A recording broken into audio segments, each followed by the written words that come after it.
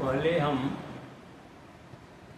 पढ़ते थे कि प्रजातंत्र मूर्खों की सरकार है, तो हमें बहुत बुरा लगता था कि हमारे देश में प्रजातंत्र लिखने वाला लिख दिया कि प्रजातंत्र मूर्खों की सरकार है। लेकिन अब समझ में आता है कि मूर्खों की संख्या ज़्यादा है, वोट उनका ज़्यादा पड़ेगा तो मूर्खों की सरकार बनेगी। तो जहाँ मान लीजिए कि राष्ट्रपति का वोट का एक ही वैल्यू, प्रधानमंत्री के एक ही वैल्यू, और एक लेमैन है जिसको कुछ मालूम है उसके वोट का एक वैल्यू, तो वोट का तो कोई मैंने मतलब नहीं रहा कि एक समझदार आदमी है एक नासमझ आदमी, दोनों का वोट बराबर। तो इसमें जो चुनाव होगा उसमें तो ज़्यादा जीतेंगे वैसे ही लोग। तो अब समझ में आता है कि लिखने वाला सही लिखा है।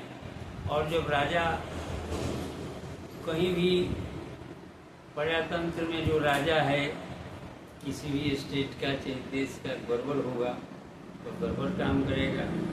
एक कहानी हम लोग पढ़ते थे कि एक मूर्ख राजा था जिसके राज में एक आदमी का घर गिर गया, तो दूसरे बगल वाले का एक आदमी मर गया। वो गया कि भाई राजा के पास कि इनके घर गिरने से हमारा आदमी मर गया। तो राजा कहा कि बुलाओ उसको। वो आया तो कहा कि तुम्हारा घर गिरने से इसका आदमी मरा है? तो जी। तो क्यों ऐसा घर बनवाया, इसको फांसी पर चढ़ाओ। तो कहा कि सरकार हमारा क्या दोष है, तो राजमिस्त्री ने घर पर बना दिया है। अच्छा तुम्हारा दोष नहीं, इसको छोड़ दो, राजमिस्त्री को पकड़ के लाओ। राजमिस्त्री आया बेचारा पकड़ा के, अरे तुम कैसा घर बनाता है, घर गिर जाता है, इसको फांसी पर चढ़ाओ। तो कहा कि सरकार हमारा क्या दोष है, ये तो पथेरा जो ईटा पाटता है बढ़िया नहीं पाता था। हम तो बहुत कोशिश किए कि सबको मिला दे सीमेंट बालू से मजबूती प्रदान करने, उसे बढ़िया नहीं जो ईटा था ना, इसीलिए कि ओ तुम्हारा दोष, इसको छोड़ दो, पथेरवा को बुलाओ। गया पुलिस पकड़ के लाया पथेरा को, बेचारा घाम में गरीब आदमी धूप में भूखे प्यासे ईटा पात रहा था, उसको पकड़ के लाया। अरे तुम ईटा का नहीं बनिया पाता है? तो बेचारा गरीब इंसान सही बात बोल दिया कि सरकार अब तो हम पाते हैं हाथे न आए, किसी में थोड़ा मिट्टी ज़्यादा खींचा गया, किसी में ठीक रहा, आदमी है न है। तो कहो तुम यही था पड़ा, इसको फांसी पर चढ़ाओ। और बेचारा गरीब आदमी क्या बोले, फांसी पर चढ़ा दिया। सब लकड़ी का फांसी का फंदा था, इतना दुबला पतला गरीब आदमी था कि फांसी का फंदा जो काम नहीं किया। ऊपर से देखने लगा, गर्दन पतला था, ऊपर से देखने लगा तो लोग उसका फांसी देने वाला कहा सरकार इसका गर्दन इतना पतला है कि फांसी का फंदा फेल कर गया। कहा कि वो पतला है तो हमारा आदेश का उल्लंघन हो गया। अरे किसी मोटे आदमी को पकड़ के लाओ, इसके बदले में चढ़ा दो, इसको छोड़ दो। अब उस राज्य में एक साधु बाबा थे, तो गुरु चले जा रहे थे, तो गुरुदेव कहे कि देखो यहाँ पर एक तो सामान बिक रहा है, देखो चिल्ला रहा है टके से खाजा, टके से भाजी, 1 टका में माने 100 चीज से 1 किलो सिल्वर मिल रहा है। यहाँ राजा मूर्ख है, इस राज्य में ठहरना नहीं चाहिए। तो चेला कहेगी तो बाबा इसमें क्या दिक्कत है, बढ़िया बढ़िया चीज खरीद कर खाएंगे, इसी राज्य में रहेंगे। तो कहते हम तो नहीं रह सकते। तो कहा कि आप जाइए आगे, हम रहेंगे। अब चेला बेचारे टके से खाजा, टके से खाजी वाले देश में बढ़िया बढ़िया चीज खरीद के खाए थे, मोटा हो गए थे, खा के टहल रहे थे। तब तक राजा का आया सिपाही, है मोटा, पकड़ पकड़ इसको मोटका को ले चलो। तो कहा हमको क्यों पकड़ते हो भाई? अरे राजा के आदेश का उल्लंघन, दुबला पतला आदमी को फांसी पर चढ़ाए हैं, नहीं मरा है, अब मोटा आदमी का जरूरत है, तुमसे मोटा आदमी हमको मिलेगा नहीं, तो पकड़ के ले चलो इसको। पकड़ के ले गए, फांसी पर चढ़ाओ। तो कहा कि सरकार हमारा कसूर क्या है? अरे कसूर से मतलब नहीं, इसको चढ़ाओ। तो कहा कि एक तो हमारा अंतिम इच्छा है, तो बोलो। तो हम अपने गुरुदेव से भेंट करना चाहते हैं। कहाँ है गुरु तुम्हारा? तो फलाने जगह रहे, इसको गुरु को पकड़ कर लाओ। अब गुरुदेव उसके आए साधु के। अब वो साधु बाबा अब तो मौत के डर से भयभीत थे, तब गुरुदेव आए तो गुरुदेव कहे कि ओ ये आसान नहीं इसमें।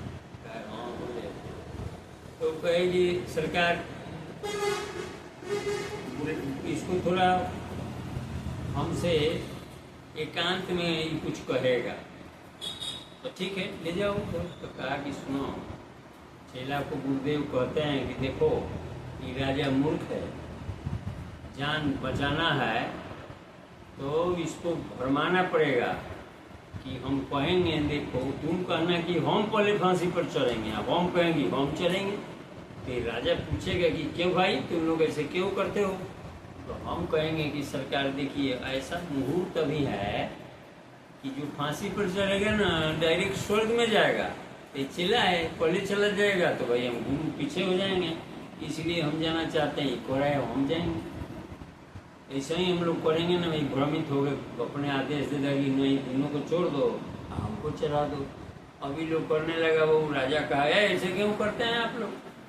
सरकार देखिए हम करना नहीं चाहते थे लेकिन हम कह देते हैं, चिल्ला है मेरा कोरा है कि हम चढ़ेंगे इसलिए कि अभी मुहूर्त बहुत अच्छा है, जो मरेगा ना अभी फांसी पर चढ़ के डायरेक्ट स्वर्ग में जाएगा। तो हम करें कि हम गुरु होकर पीछे के हो गए, हम चढ़ना चाहते हैं फांसी पर। तो कहा ओ ये दोनों बड़ी चालाक है, ये दोनों को हटाओ हटाओ हमको चढ़ाओ फांसी पर। चढ़ा दिया, राजा साफ हो गए, खत्म हो गए। तो समस्या ये है कि यहाँ कोई हो जाएगा चीफ मिनिस्टर, कोई हो जाएगा कुछ अपने अनुसार हाँकने लगेगा, अराजक माहौल हो जाएगा, विभिन्न प्रकार के संगठन हो जाएंगे।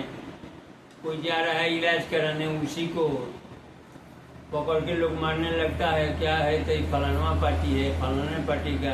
अरे भाई किसी को कुछ कहना है तो शांति से जाओ।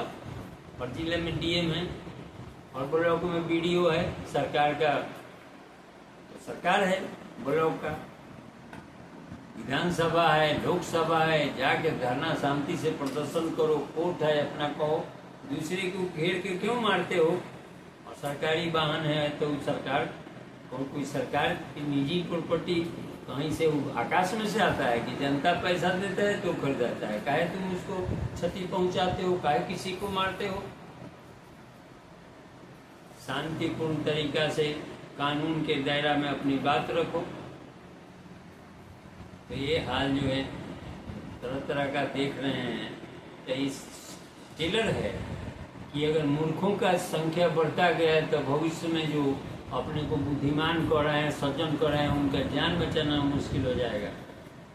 जिसको जो मन में आएगा, पहले समाज में 10 आदमी थे जो गलत आदमी को पर नियंत्रण रखते थे, आजकल कोई बोलने वाला नहीं है। अपना घर का बच्चा गार्जियन के कंट्रोल में नहीं है, इंडिकेशन है कि भविष्य में बहुत खतरा है सब लोगों को। प्रशासन नाम का चीज नहीं है, प्रशासन को भी मैंने सज्जनों के सुरक्षा की कोई चिंता नहीं है। दुर्जन सब पहचानता है प्रशासन को, मिली भगत में रहते हैं, लेकिन सज्जनों को पहले प्रशासन सज्जनों की हिफाजत करती थी, अपने भी बच के दुर्जनों से रहती थी। अब प्रशासन भी नीचे की ओर अधोगति की ओर जा रहा है, व्यवस्था पूरे समाज का चौपट हो गया। इसलिए कोई समझ रहा है कि हम सुरक्षित हैं आज के समाज में, तो कब तक सुरक्षित है ये जानना बड़ा मुश्किल है। इसलिए सभी लोगों को मिलकर हिंसा और अशांति और तरह तरह का र्यूमर से बचने का प्रयास होना चाहिए। जो पहले हम लोग पढ़ते थे ईमानदारी सर्वोत्तम नीति है, तो अभी ईमानदारी का कोई बातें नहीं बतियाता है, ईमानदार को लोग बेवकूफ समझता है। अनुशासन ही देश को महान बनाता है, तो अनुशासन में कोई रहना नहीं चाहता है। तो आखिर इस मैंने कहाँ से ये सब अराजकता फैल रहा है? इसमें सब हम लोग सभी दोषी हैं। सब लोगों को मिलजुल कर अनुशासन, ईमानदारी और विनम्रता, सद्भाव, सहयोग में जीने की आवश्यकता है। जय हिंद, जय भारत।